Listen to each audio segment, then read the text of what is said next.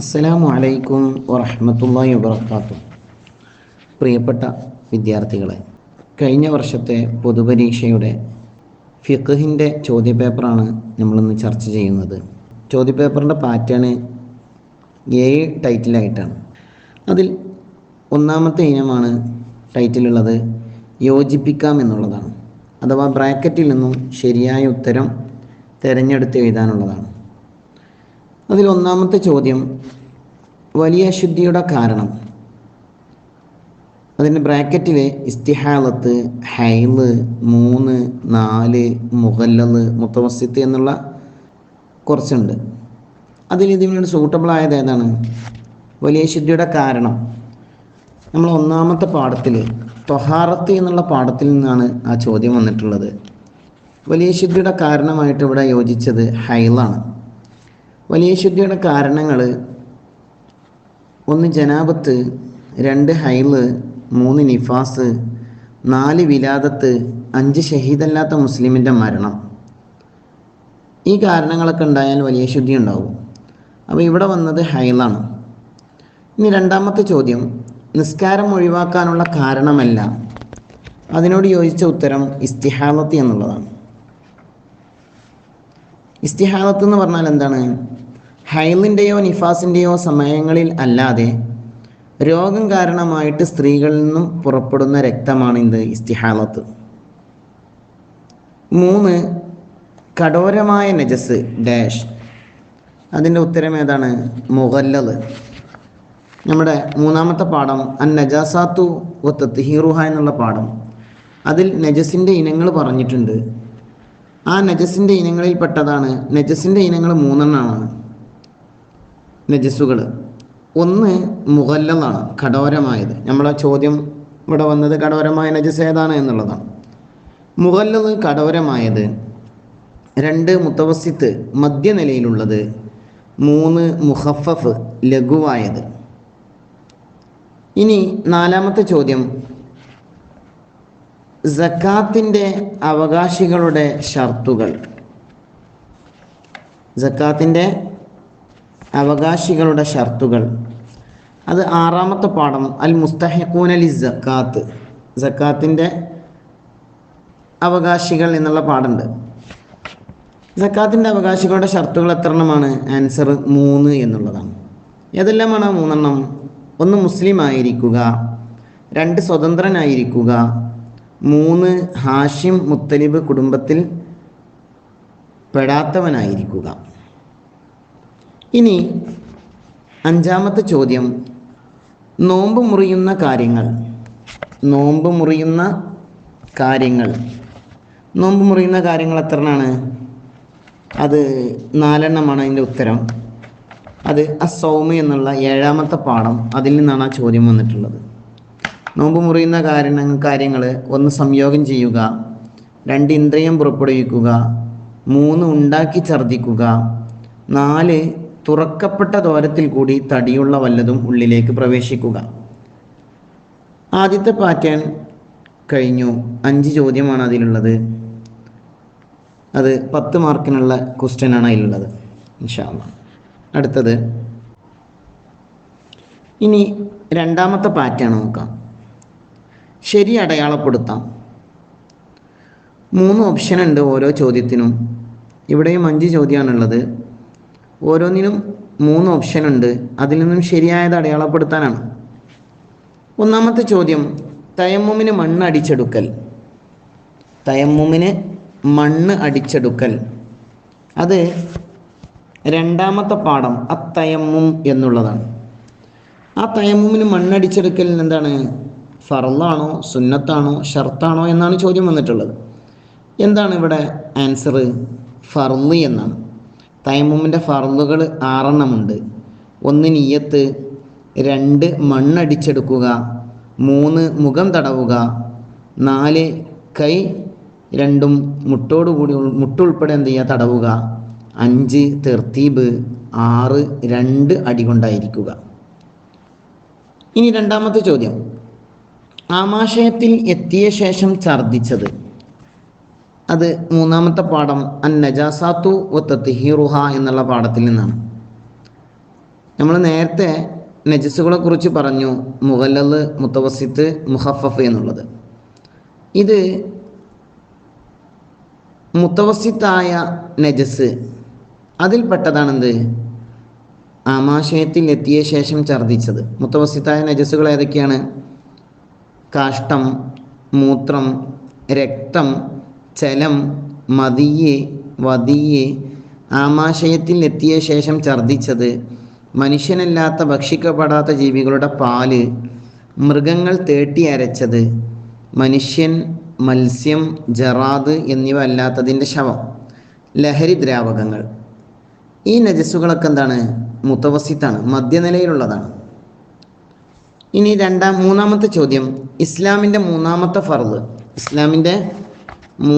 ഫർള്, അത് പാഠം 4 അസ്സക്കാത്ത് എന്നുള്ള പാഠത്തിലുണ്ട്. ആ ചോദ്യം, ഇസ്ലാമിൻ്റെ മൂന്നാമത്തെ ഫർള് ഏതാണ്? അതിൻ്റെ ആൻസർ സക്കാത്ത് എന്നുള്ളതാണ്.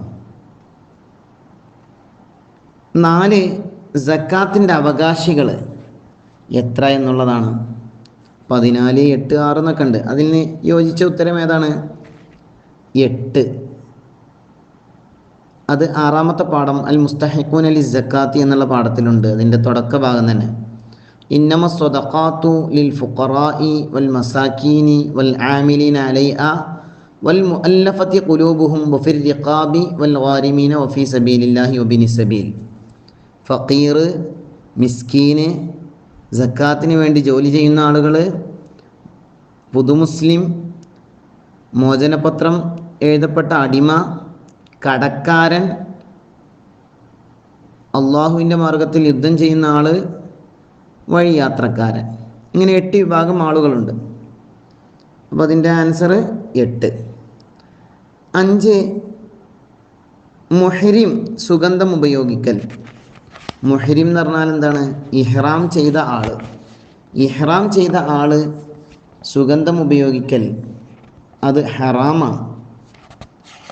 16ാമത്തെ പാഠം മുഹറമാത്തുൽ ഇഹ്റാം. ആ മുഹറമാത്തുൽ ഇഹ്റാം എന്നുള്ള പാഠത്തിൽ പറയുന്നുണ്ട് ഇഹ്റാം കൊണ്ട് ഹറാമാകുന്ന കാര്യങ്ങൾ: ജിമാഅ്, വികാരത്തോടു കൂടി ബന്ധപ്പെടൽ, നിക്കാഹ് ചെയ്യലും ചെയ്തു കൊടുക്കലും, മനീയ് പുറപ്പെടുവിക്കൽ, സുഗന്ധം ഉപയോഗിക്കൽ, തലമുടിയിലോ താടിമുടിയിലോ എണ്ണ ഉപയോഗിക്കൽ, മുടിയോ നഖമോ നീക്കൽ, പുരുഷൻ തലയിൽ നിന്ന് അല്പം മറക്കൽ, തുന്നൽ കൊണ്ടോ മറ്റോ ചുറ്റിയ വസ്ത്രം പുരുഷൻ ധരിക്കൽ, സ്ത്രീ മുഖത്തിൽ നിന്ന് അല്പം മറക്കൽ, സ്ത്രീ കയ്യുറ ധരിക്കൽ, കരയിലെ തിന്നപ്പെടുന്ന ജീവിയെ വേട്ടയാടൽ. ഈ 12 കാര്യങ്ങൾ ഇഹ്റാം ചെയ്താൽ ഹറാമാണ്. അപ്പോൾ ഇവിടെ നമ്മൾ പറഞ്ഞത് മുഹ്രിം അഥവാ ഇഹ്റാം ചെയ്ത ആൾ സുഗന്ധം ഉപയോഗിക്കലിനെ കുറിച്ചാണ്. അത് ഹറാമാണ്. ഇനി നമുക്ക് നോക്കാം, വിധി എഴുതാം. അടുത്ത പാറ്റേൺ. 1ാമത്തെ ചോദ്യം, തവാഫിൽ ഹജറുൽ അസ്വദ് തൊട്ടുമുത്തൽ. തവാഫിൽ ഹജറുൽ അസ്വദ് തൊട്ടുമുത്തൽ അതെന്താണ്? സുന്നത്താണ്. അതിൻ്റെ ആൻസർ എന്താണ്? സുന്നത്താണ്. നമ്മൾ പാഠം 15 അത്തവാഫു വസ്സഅയു എന്നുള്ള പാഠത്തിൽ നിന്നാണ് ഈ ചോദ്യം ഉള്ളത്. അവിടെ പറഞ്ഞിട്ടുണ്ട് കുറച്ച് സുന്നത്തായ കാര്യങ്ങൾ: നടന്ന് തവാഫ് ചെയ്യുക, ഹജറുൽ അസ്വദിനെ തൊട്ടുമുത്തുക, അതിനെ ചുംബിക്കുക, ഓരോ ചുറ്റിലും നെറ്റി ഹജറുൽ അസ്വദിൻ്റെ മേൽ വെക്കുക, റുക്നുൽ യമാനിയിനെ തൊട്ടുമുത്തുക, സഈൻ്റെ തൊട്ടു മുമ്പുള്ള തവാഫിൽ ആദ്യത്തെ 3 ചുറ്റലിൽ കാലുകൾ അടുത്തടുത്ത് വെച്ച് പുരുഷൻ ഉളരി നടക്കുക, അവൻ തട്ടത്തിൻ്റെ വലതു ചുമലിൻ്റെ താഴെ വെച്ച് 2 തലയും ഇടത് ചുമലിൻ്റെ മേൽ ഇടുക. ഈ കാര്യങ്ങളൊക്കെ എന്താണ്? തവാഫിൽ സുന്നത്തായ കാര്യങ്ങളാണ്. അപ്പോൾ എന്താണ്? തവാഫിൽ ഹജറുൽ അസ്വദ് തൊട്ടുമുത്തൽ സുന്നത്താണ്. ഇനി 2ാമത്തേത്, സഅയ്, പെരുന്നാൾ ദിവസത്തെ തൊട്ട് പിന്തിക്കൽ. എന്താണ്? സഅയ്, പെരുന്നാൾ ദിവസത്തെ തൊട്ട് പിന്തിക്കൽ. അത് 11ാമത്തെ പാഠം അർക്കാനുൽ ഹജ്ജി വൽ ഉംറ എന്നുള്ള പാഠമുണ്ട്. ഹജ്ജിൻ്റെയും ഉംറയുടെയും റുക്നുകൾ പറയുന്ന പാഠം. ആ പാഠത്തിൻ്റെ അവസാനമുണ്ട്. പെരുന്നാൾ ദിവസത്തെ തൊട്ട് പിന്തിക്കൽ എന്താണ്? അതിൻ്റെ ആൻസർ കറാഹത്താണ്. അപ്പോൾ സഈ പെരുന്നാൾ ദിവസത്തെ തൊട്ട് പിന്തിക്കൽ കറാഹത്താണ്. ഇനി മൂന്നാമത്തെ ചോദ്യം, വകതിരിവില്ലാത്തവരെ മുസ്ഹഫ് തൊടുന്നതിൽ നിന്ന് തടയൽ. അതിൻ്റെ ആൻസർ എന്താണ്? വാജിബ്.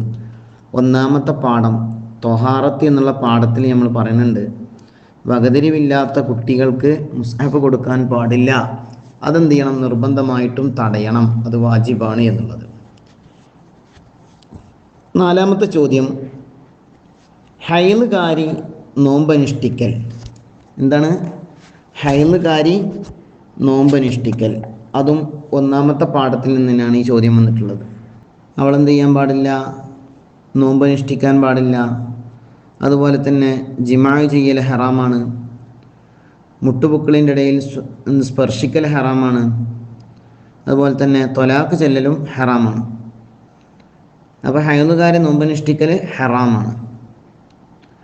ഇനി അഞ്ചാമത്തെ ചോദ്യം, ജന്നത്തുൽ ബഖീഇൽ എന്നും സിയാറത്ത് ചെയ്യൽ. ജന്നത്തുൽ ബഖീഇൽ എന്നും സിയാറത്ത് ചെയ്യൽ എന്താണ്? സുന്നത്താണ്. 17ാമത്തെ പാഠം സിയാറത്തു ഖബറിൻ നബി സല്ലല്ലാഹു അലൈഹി വസല്ലം എന്നുള്ള പാഠത്തിൽ പറഞ്ഞിട്ടുണ്ടത്. മദീനയിൽ സിയാറത്ത് ചെയ്യേണ്ട സ്ഥലങ്ങൾ, അതിൽ ജന്നത്തുൽ ബഖീഇൽ എല്ലാ ദിവസവും എന്ത് ചെയ്യണം? സിയാറത്ത് ചെയ്യണം, അത് സുന്നത്താണ്. ഇനി നാലാമത്തെ ടൈറ്റിൽ നോക്കാം, പൂർത്തിയാക്കാം. പൂർത്തിയാക്കാം. അപ്പോൾ വിട്ടുപോയ ഭാഗം പൂർത്തിയാക്കാനാണ് പറയുന്നത്.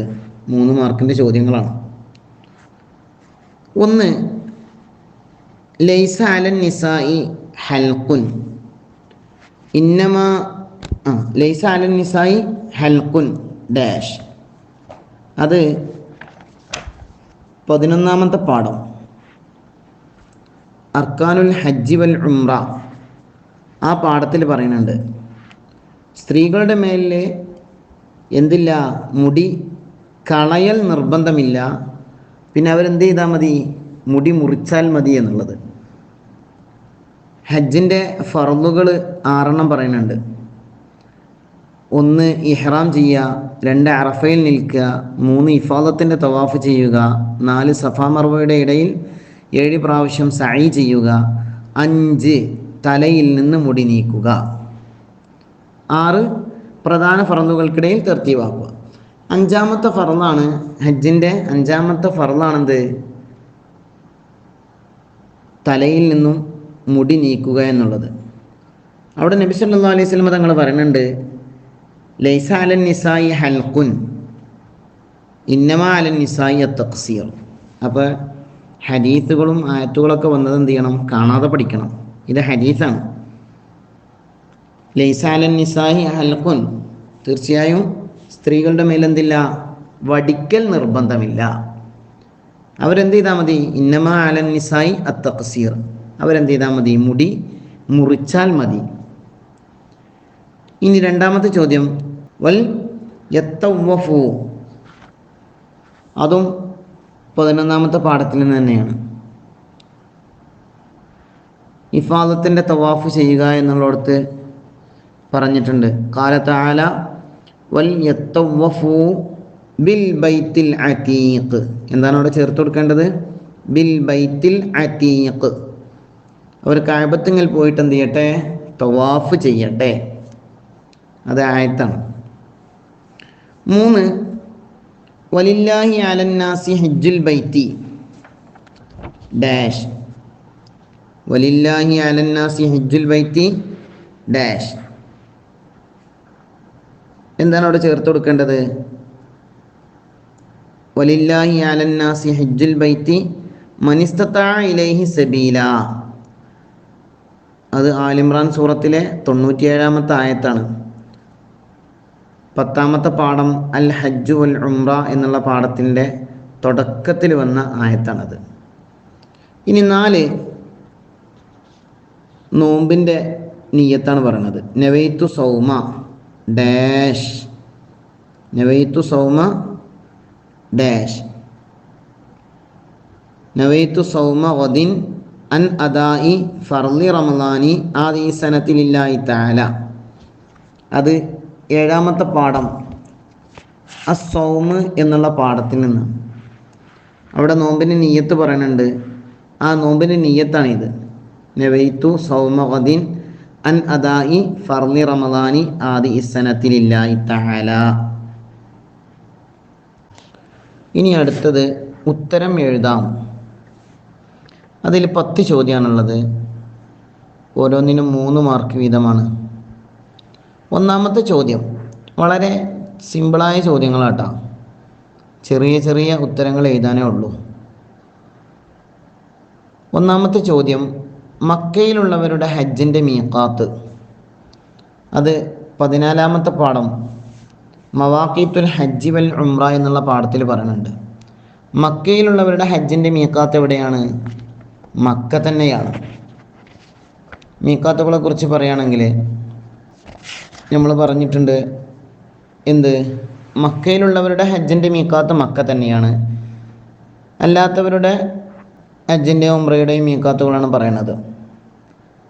മീഖാത്തുകൾ: ഒന്ന്, മദീന ഭാഗത്ത് കൂടി വരുന്നവർക്ക് ദുൽഹുലൈഫയും, ഷാം, മിസ്ർ, മഗ്രിബ് എന്നിവയുടെ ഭാഗത്ത് നിന്ന് വരുന്നവർക്ക് ജുഹ്ഫയും, യമൻ ഭാഗത്ത് നിന്ന് വരുന്നവർക്ക് യലംലമും, നജ്ദ്, ഹിജാസ് എന്നിവയുടെ ഭാഗത്ത് കൂടി വരുന്നവർക്ക് ഖർനുൽ മനാസിലും, ഇറാഖ്, ബസറ ഭാഗത്തിൽ കൂടി വരുന്നവർക്ക് ദാത്തു ഇർഖും. ഇങ്ങനെയാണ് മീഖാത്തുകളുള്ളത്. ഇനി രണ്ടാമത്തെ ചോദ്യം, ബലി എന്നാൽ എന്ത്?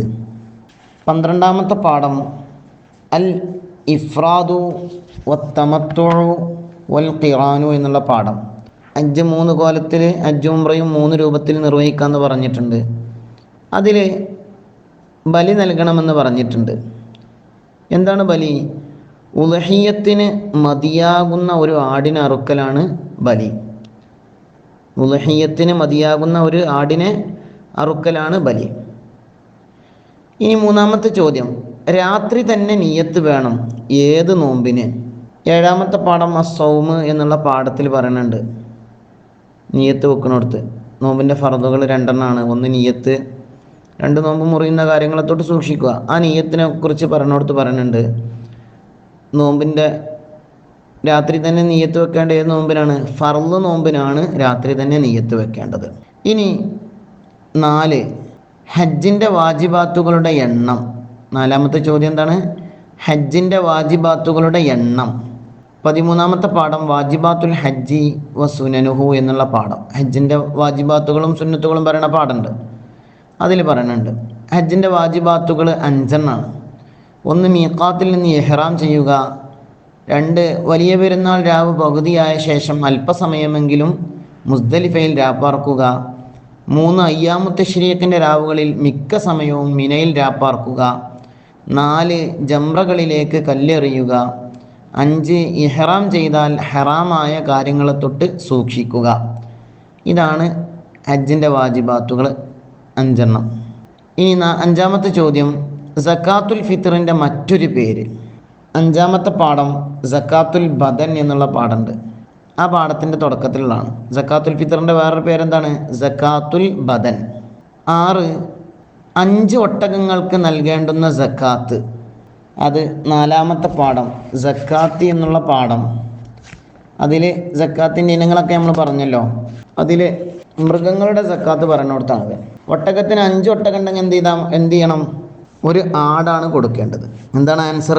ഒരു ആട്. ഇനി പശുവോ 30 പശു ഉണ്ടെങ്കിൽ 1 വയസ്സായ പശുക്കുട്ടിയെ.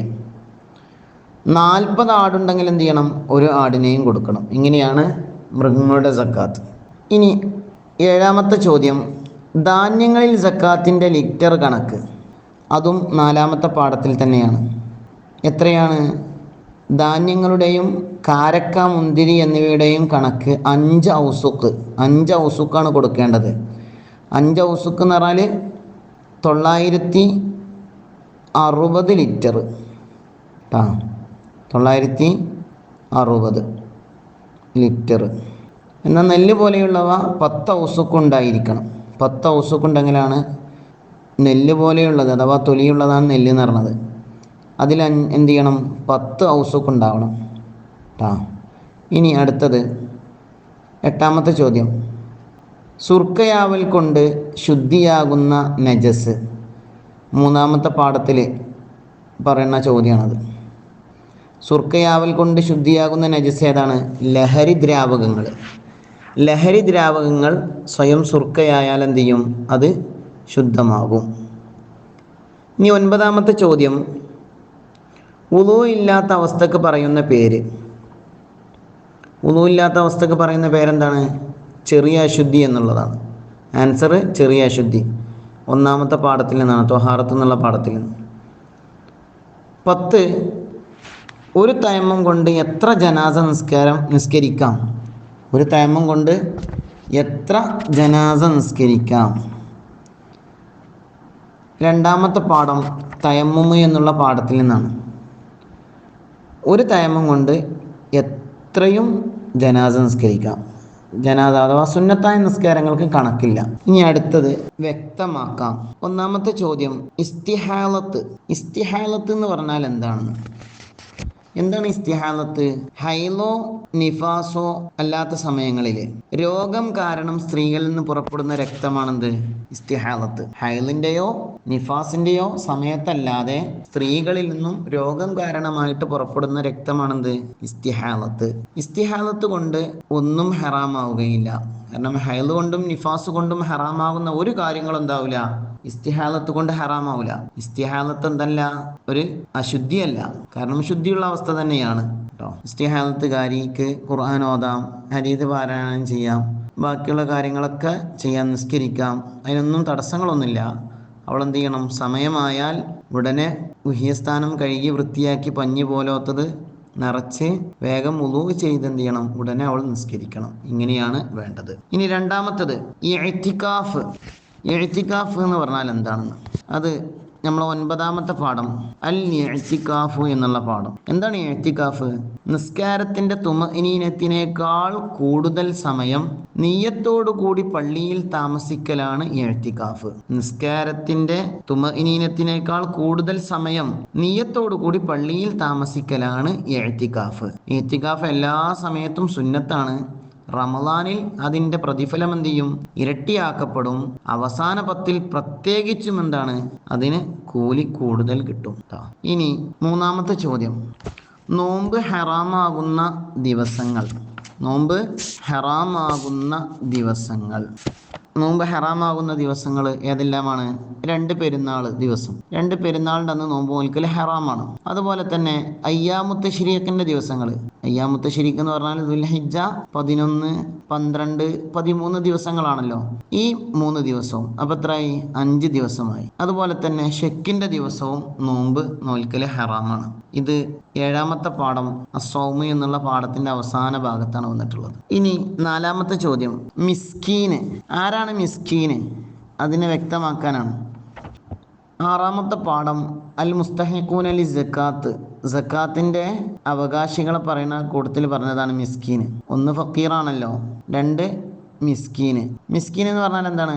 ചെലവിന്റെ 80% പരിഹരിക്കുന്ന ധനമോ ജോലിയോ ഉള്ളവനാണെന്ത് മിസ്കീന്. ആദ്യം ഫക്കീർ പറഞ്ഞിട്ടുണ്ട്. ഫക്കീർ എന്ന് പറഞ്ഞാൽ എന്താണ്? തൻ്റെയും താൻ ചെലവ് കൊടുക്കൽ വാജിബായവരുടെയും ചെലവിന്റെ പകുതി പോലും ലഭിക്കുന്ന വരുമാനമോ ഹലാലായ ജോലിയോ ഇല്ലാത്ത ആളാണെന്ത്? ഫക്കീർ. എന്നാൽ മിസ്കീൻ എന്ന് പറഞ്ഞാൽ ആരാണ്? ചെലവിന്റെ 80% പരിഹരിക്കുന്ന ധനമോ ജോലിയോ ഉള്ളവൻ. അവൻക്ക് എന്തുണ്ട്?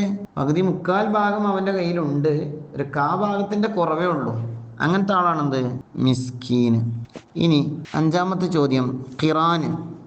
ഖിറാൻ എന്ന് പറഞ്ഞാൽ എന്താണെന്ന് 12ാമത്തെ പാഠം അൽ ഇഫ്രാദു വത്തമത്തുഉ വൽ ഖിറാനു. ആ പാഠത്തിൽ നിന്നാണ് ഈ ചോദ്യം ഉള്ളത്. ഖിറാൻ എന്ന് പറഞ്ഞാൽ എന്താണ്? ഹജ്ജും ഉംറയും ചെയ്യേണ്ട 3 രൂപങ്ങളുണ്ട്. 3 രൂപത്തിൽ എന്ത് ചെയ്യാൻ പറ്റും? ഹജ്ജും ഉംറയും ചെയ്യാൻ പറ്റും. അതിൽപ്പെട്ട ഒരു രൂപമാണ് എന്ത്? ഖിറാന്. ഖിറാന് ഹജ്ജിനും ഉംറക്കും ഒരുമിച്ച് ഇഹ്റാം ചെയ്ത് ഹജ്ജിന്റെ കർമ്മങ്ങൾ നിർവഹിക്കുക. ഇതാണെന്ത്? ഖിറാൻ. ബാക്കിയുള്ള 2 രൂപങ്ങൾ, ഒന്ന് ഇഫ്രാദാണ്, ഒന്ന് തമത്തു ആണ്. ഇഫ്രാദ് എന്ന് പറഞ്ഞാൽ ആദ്യം ഹജ്ജിനും പിന്നെ ഉംറയും ചെയ്യുക. തമത്തു എന്ന് പറഞ്ഞാൽ ആദ്യം ഉംറയും പിന്നെ ഹജ്ജും ചെയ്യുക. അതിൽ നിന്ന് വ്യത്യസ്തമായിട്ടാണ് ഖിറാനുള്ളത്. ഖിറാന് ഹജ്ജിനും ഉംറക്കും ഒന്നിച്ച് ഇഹ്റാം ചെയ്യും, എന്നിട്ട് ഹജ്ജിൻ്റെ കർമ്മങ്ങൾ മാത്രം ചെയ്യും. ഇതാണ് ഖിറാൻ. ഇനി സാരം എഴുതാം എന്ന് പറഞ്ഞാൽ അർത്ഥം എഴുതാം. ഒന്നാമത്തെ ചോദ്യം, അഹബ്ബു ഇബാദി ഇലയ്യ അഅ്ജലഹും ഫിത്റൻ. എട്ടാമത്തെ പാഠം അൽ കഫാറത്തു വൽ ഫിദിയത്തു. ആ പാഠത്തിലാണ് ഇത് പറയണത്. ഖാല റസൂലുള്ളാഹി സ്വല്ലല്ലാഹു അലൈഹി വസല്ലം ഖാലല്ലാഹു അസ്സ വജല്ല അഹബ്ബു ഇബാദി ഇലയ്യ അഅ്ജലഹും ഫിത്റൻ. എൻ്റെ അടിമകളിൽ എനിക്ക് ഏറ്റവും ഇഷ്ടപ്പെട്ടവർ നോമ്പ് തുറക്കൽ ഉളരിപ്പിക്കുന്നവരാണ് എന്നാണ് അതിൻ്റെ അർത്ഥം. എൻ്റെ അടിമകളിൽ എനിക്ക് ഏറ്റവും ഇഷ്ടപ്പെട്ടവർ നോമ്പ് തുറക്കലിനെ ഉളരിപ്പിക്കുന്നവരാകുന്നു. രണ്ടാമത്തെ ചോദ്യം, മൻ ഹജ്ജ വലം യസുർനി ഫഖദ് ജഫാനി. മൻ ഹജ്ജ വലം യസുർനി ഫഖദ് ജഫാനി. അവസാനത്തെ പാഠം സിയാറത്തു ഖബറിൻ നബി സല്ലല്ലാഹു അലൈഹി വസല്ലം. 17ാമത്തെ പാഠം സിയാറത്തു ഖബറിൻ നബി സല്ലല്ലാഹു അലൈഹി വസല്ലം എന്നുള്ള പാഠത്തിൽ നിന്നാണത്. അതിൻ്റെ തുടക്കത്തിൽ തന്നെ പറയുന്നുണ്ട്. എന്താണ് അർത്ഥം? ഒരാൾ ഹജ്ജ് ചെയ്ത് അവൻ എന്നെ സിയാറത്ത് ചെയ്തില്ല, എന്നാൽ അവൻ എന്നോട് പിണങ്ങി. എന്താണ് അർത്ഥം? മൻ ഹജ്ജ വലം യസുർനി ഫഖദ് ജഫാനി. ഒരാൾ ഹജ്ജ് ചെയ്തു, അവൻ എന്നെ സിയാറത്ത് ചെയ്തില്ല, എന്നാൽ അവൻ എന്നോട് പിണങ്ങി. ഇങ്ങനെയാണ് ഫിഖ്ഹിൻ്റെ ചോദ്യപേപ്പറിലുള്ളത്. 7 രൂപത്തിൽ വന്നു, 7 പാറ്റേൺ ആയിട്ട്. ഇൻഷാ അല്ലാഹ് ചെറിയ ചെറിയ ആൻസറുകളേ ഉള്ളൂ. ചോദ്യങ്ങളും അതിൻ്റെ ഉത്തരങ്ങളൊക്കെ വളരെ സിമ്പിളാണ്. എല്ലാവരും എന്ത് ചെയ്യണം? നല്ല ഉഷാറാക്കി പഠിക്കണം. നല്ല ഉഷാറായിട്ട് പഠിക്കുന്ന കുട്ടികളെ കൂട്ടത്തിൽ അല്ലാഹു തആല നമ്മൾ ഉൾപ്പെടുത്തുമാറാവട്ടെ. അസ്സലാമു അലൈക്കും വറഹ്മത്തുള്ളാഹി വബറകാതുഹു.